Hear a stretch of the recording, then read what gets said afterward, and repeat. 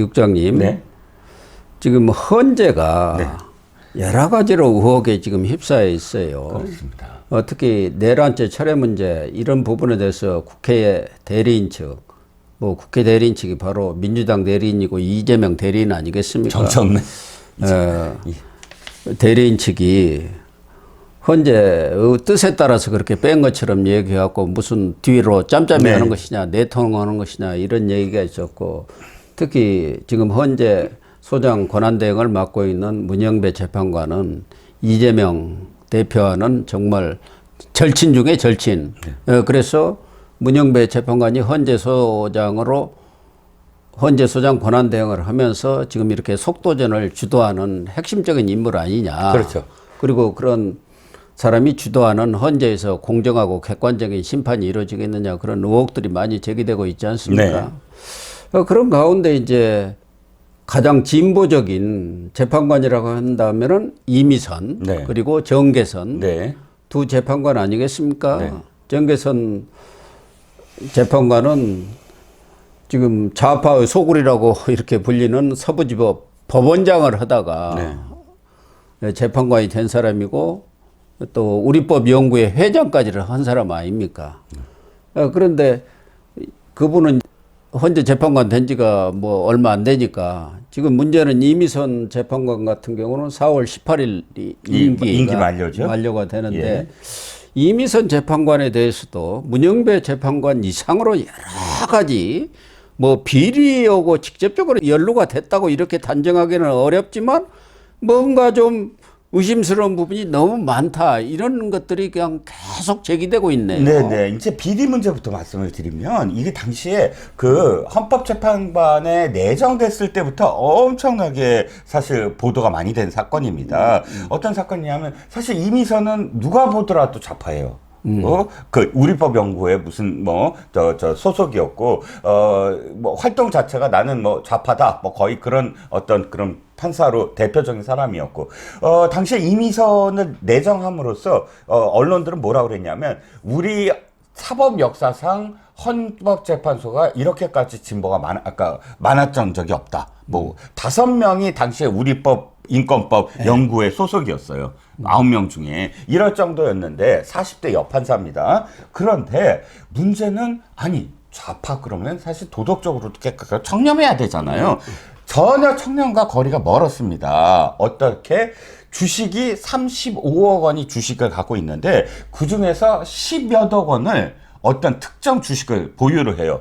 그런데 판사잖아요. 판사는 뭐냐면 자기가 재판을 해야 될 당사자들의 주식을 갖고 있으면 안 되잖아요. 그렇죠. 왜냐면 이해충돌이죠. 자기의 이익과 관련돼서 판결을 내려버리잖아요. 그렇게 했습니다. 실질적으로. 지금 보니까 이테크 건설이라는 건설회사가 있었는데, 이 건설회사 주식을 갖고 있었어요. 이 사건 맡게 된 전후로 쭉 샀어요. 그게 10몇억 원입니다. 근데 이테크 건설 회사의 하도급 업체가 이렇게 설비의 그 실수로 인해서 엄청나게 피해를 준 거예요. 그러니까 보험회사가, 아니, 나 이 피해 줄 수 없다라고 소송을 걸었습니다. 그런데 그러면 그 주식을 청산을 하던가, 그랬어야죠. 아니면 이 재판을 맡지 말던가. 근데 그대로 재판해갖고 손을 들어줬어요, 이테크를. 그럼 어떻게 되겠습니까? 이건 진짜 문제가 됐잖아요. 근데도 불구하고 헌법재판관 그때 청문회 때, 아이고, 이건 남편이 다 했습니다 라고 남편한테 다 밀어버린 거예요. 저 누구죠? 김의겸이 한 것처럼, 아내가 다 했다 한 것처럼. 근데 더 문제가 되는 건 오충직 그 남편도 판사 출신의 변호사입니다. 오충직 그 변호사가 그때 당시에 이렇게 얘기했어요. 아이고, 우리 아내가 저기가 되면, 헌법재판관이 되면 이거 다 팔아치우겠습니다, 이렇게 얘기했거든요. 실제로 팔았습니다. 근데 몇 개월 후에 다 샀어요, 도로. 팔고 다시 자꾸만 재판관 되고 나서. 그게 얼마나 눈 가리고 아웅입니까, 이게. 근데 이때 당시에 이게 드러나니까 여론조사, 리얼미터 여론조사가 55%, 국민의 55%가 이 사람 자격 없어요 라고 목소리를 높였고, 자격 있다고 얘기하는 건 20%밖에 안 돼요. 그러니까 이미선 재판관은 판사하면서도 계속 주식을 한 거 아닙니까? 아, 그렇습니다. 네, 근무적에도 한 모양이에요. 아니, 그러니까 35억만 주식이고 나머지 재산도 참 많고요. 그러니까 참 이게 왜 강남 좌파 뭐 거의 그런 느낌이긴 한데 뭐 이건 많이 아니에요. 남편도 판사 출신 변호사고 본인도 판사 출신이니까 돈이 얼마나 많겠습니까? 돈 많이 벌었다고 봐야죠. 예. 그런데 남편도 또 뭐 좀 여러 가지로 얽힌 게 있습니까? 남편은 지금 뭐 왜 구설에 오르냐면 오충진 지금, 변호사인가요? 예, 오충진 변호사 그 법무법인 YK입니다. 근데 법무법인 YK가 문제라는 게 권순일 때문입니다. 권순일 아시죠? 대장동과 관련돼서 사실상 이재명이 여기까지 오게 만든 가장 공헌이 큰 사람. 1등 공신이죠. 1등 공신이죠. 경기도 이재명 예. 대통령 되면 대법원장 될 사람이죠. 그렇습니다. 맞습니다. 그러니까 옛날에 제가 한번 말씀드렸지만 히틀러가 아무것도 아닐 때 그 쿠데타를 일으켰거든요. 미넨에서. 근데 그때 당시에 그 쿠데타가 바로 진압이 됩니다. 근데 판사가 6개월 만에 놔줘요. 아니 군사 반란을 일으킨 수괴를. 근데 그 판사 나중에 어떻게 된지 아십니까? 히틀러가 총통된 다음에 대법원장 시켜줘요. 그게 뭐 거의 비슷한 양상이 될 것 같은데. 문영배하고 다툴 것 같은데요. 제가 볼 때는. 아, 저 경쟁이 굉장히 심할 것 같습니다. 근데 이것도 사실 뭐 그렇다고 아까 그 35억 그 주식에 비해서는 덜하긴 하지만 왜 구설에 오르게 된 건지를 따져보면 참 얽히고 설켰다라는 생각이 듭니다. 그러네요. 하필이면은 권순일하고 같이 YK라는 법무법인에 근무하는 거고 네. 근무하고 있고 네. 또 권순일은 이재명의 은인 아닙니까? 그렇죠. 그리고 이미선 네. 재판관의 동생 이상희 변호사가 또 있지 않습니까? 네네. 아마 이미선, 이상희 이 두 분이 원래는 강원도 화천인 모양인데 네네. 그 아버지가 화천에서 한 30여 년 네네. 이용원. 이발소를 했다고 그러네요. 네네. 그러니까 그렇습니다. 이발소 집 두 딸이 네네. 사법시험에 2명이 합격했으니까 그렇습니다. 그 일대에서는 자매가. 아주 그냥 대잔치가 벌어졌다는 거야. 사실 어마어마한 일이죠. 그 시절에 사실 화천에서 1996년 11월 달 기사입니다. 강원일보 기사에 이발사집 두 딸이 판검사 이런 제목으로 기사가 나왔어요. 추미애도 세탁소 집 딸 아닙니까? 그렇죠. 그래서 DJ가 영입을 하면서 당시 김대중 전 대통령이 네. 세탁소 집 딸이니까 들어와서 정치를 깨끗이 이렇게 세탁을 좀 해주세요 했는데 세탁을 했습니까? 더 더럽혔죠. 민주주의를. 그런데 지금 뭐 미담을 말씀드리려고 시작한 게 아니라 지금 주식 문제, 이 문제는 당시에 청문회에서 드러난 문제고 이미 헌법재판관이 됐으므로 지금 그것이 지금의 어떤 심리에 결정적인 어떤 영향을 미칠 건 아닙니다. 하지만 여동생은 달라요. 그러니까요. 여동생 문제는 이건 아주 심각합니다. 이발사집 두 딸 자매가 판검사가 된 것은 좋으나 검사는 되지 않았죠. 어쨌든 이 이상희, 이미선의 여동생 이상희는 변호사입니다. 그런데 주로 좌파 진영, 참여연대 변호사, 민변 변호사 등 또 더군다나 정의연대 아시죠? 정의연대 이사를 합니다. 여기까지 그래, 그럴 수 있습니다. 그런데 가장 중요한 건 가장 최근에 기사가 나왔습니다. 이상희가. 어떤 기사? 바로 민변이 윤석열 퇴진 특별위원회를 만들었는데 거기에 부위원장이라는 겁니다. 그러니까 2024년 12월 12일에 기사를 보면 이 기자간담회에서 이미선 헌법재판관의 여동생 이상희가 검찰의 내란죄 수사 권한이 없어서 공소기각이 우려되므로 지금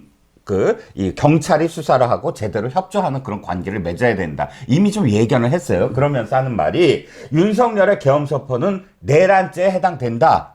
아예 못을 박았네요. 못을 박았네요. 예. 아무래도 동생이 그런 생각을 갖고 있으면은 자매간에 생각이 비슷해지는 것 아닙니까? 영향을 안 받는다고 할 수가 없잖아요. 아주 가까운 가족이지 않습니까? 네. 뭐 영향을 받는다 안 받는다가 중요한 게 아니라 이런 이런 어떤 그런 그 구설에 오르지 않게끔 스스로 회피를 해야죠. 그러네요. 예. 문영배도 그래서 그 얘기가 나온 거 아닙니까? 회피를 하고 최소한도 권한 대행 자리는 내놔야 하는 것 아니냐. 아, 그럼요. 이재명과 팔로우를 하고 김제동을 칭찬을 하고 뭐 SNS를 보면은 화려합니다. 자기가 우리 법 연구에서 가장 좌측이다. 예, 본인 스스로 SNS에다 그렇게 올렸던 거. 이념 성향도 얘기하고 자신과 가까운 그런 좌파 성향의 인사들과 스스럼 없이 그렇게 팔로우를 하고 격의 없이 서로 그 DM을 나눴던 사람이라면 당연히 이런 지금 헌법재판 상황에서는 권한 대행만이 아니라 저는 회피 사유라고 생각을 합니다. 그래서 문영배는 개그맨 코미디언 김제동 있지 않습니까? 네네. 김제동 선생을 팔로잉 하셔야죠. 그렇게 김제동을 또 축에 올렸더라고요. 네. 최근에는 또 자기가 쓴 글을 몰래 수정하는 일도 벌어졌습니다. 예. 그러니까 뭐 후쿠오카의 선관위원들과 함께 이 지역 그 선관위원장을 했거든요. 후쿠오카의 뭐 연수인가 뭐 이렇게 떠났다가 돌아와서 쓴 후기가 있는데 그 후기가 나중에 자기가 문제 이렇게 팔로우하고 뭐 이런 게 문제가 되니까 실수를 하나 해요. 국민의힘 의원들 이런 식의 말을 써요. 근데 당시가 자유한국당이거든요. 국민의힘은 생긴 지 얼마 안 됐잖아요. 그러니까 이렇게 잔꾀를 부리면서 자신의 어떤 그런 연관성, 네트워크를 지금 숨기려 했다가 이게 다 들통이 나니까 모두 다 글을 삭제하고 런을 띄웠다는 겁니다. 예. 이미선 재판관의 동생 이상희 변호사도 그 윤미향 의원 후원금 횡령 사건이 났잖아요. 네네. 그러니까 거기 또 해명하는 기자회견에 참석한 그런 사진도 또 올라와 있더라고요. 맞습니다. 네. 왜냐하면 자기가 이제 변호사로 사실 이사를 했으니까 법률적인 문제는 자기가 나섰겠지만 그럼에도 불구하고 그 결과 어떻게 됐습니까? 윤미향은 대법원에서 확정을 받았잖아요. 1년 6개월의 집행유예. 집행유예 3년. 3년. 예. 그러면 벌을 받았다. 이건 유죄다라는 겁니다. 그렇다면 그때 그 쉴드를 쳐줬던 이상희도 사실은 굉장히 연루가 됐다라고 할 수밖에 없죠. 헌법재판관 하면은 정말 고매한 인격, 그리고 정통 법관으로서의 그런 강직한 품성, 그러게요. 이런 걸로만 생각을 했는데 지금 문영배, 이미선 두 사람만 보더라도 정말 보통 사람의 어떤 그 도덕적 수준이랄까 이런 것만큼도 안 되지 않습니까? 네, 이런 사람들이 헌법재판관 그것도 소장 권한대행까지 맡아가지고 진행하는 탄핵 심판에 대해서 과연 국민들이 얼만큼 수긍할지 그게 그러게요. 정말 관건이 아닌가 하는 생각이 듭니다. 제가 예전에 그 기사들을 보면 예전 그 대법원장이나 대법관 출신 분들 중에 정말 기감이 되신 분들 많지 않습니까? 많죠. 점심도 혼자 늘 먹고 왜냐하면 사람들과 어울리면 인맥이 형성이 되거나 혹은 청탁이 들어올 수 있다. 그렇게 그리고 끝난 다음에 결코 변호사 하지 않고 후학을 기르거나 조용히 자신의 어떤 삶을 돌아보는 그런 분들이 있는 반면에 이런 사람들이 헌법재판관으로 임명되는 어떤 세상 그것도 또 이념 때문에 반대에도 불구하고 당시에 참 안타깝습니다. 그렇습니다.